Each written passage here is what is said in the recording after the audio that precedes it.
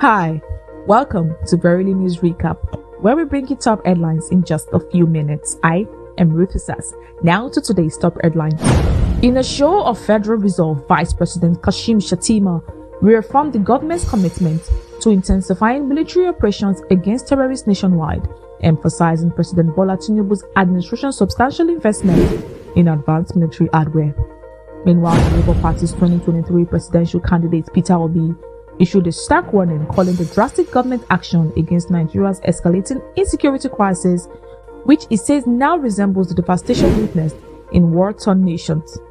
On the parliamentary front, the National Assembly continues to bar Senator Natasha Akpoti-Uduaghan of Kogi Central from resuming her duties, despite her claims that her 6-month suspension has officially expired. In related development, the Association of Resident Doctors in Federal Capital Territory initiated a 7-day running strike, citing the government's persistent neglect of critical healthcare sector issues in Abuja.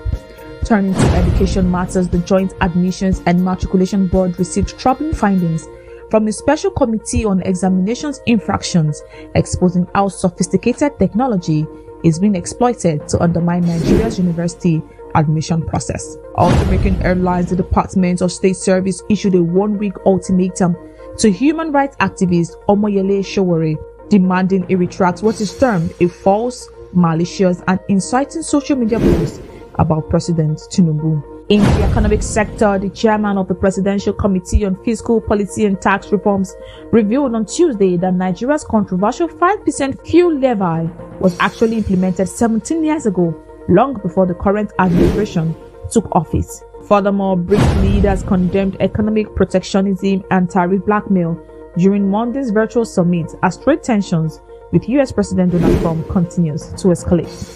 On the foreign scene, Israeli Defense Minister Israel Katz delivered an ultimatum to Hamas, warning of destruction unless the group releases hostages and disarms, following President Trump's own deadline for a hostage release agreement.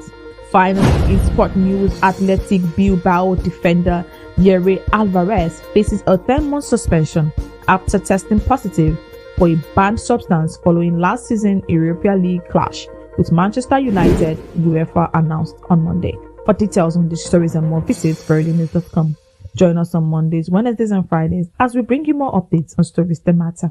I am Ruth Osas. Thank you for watching.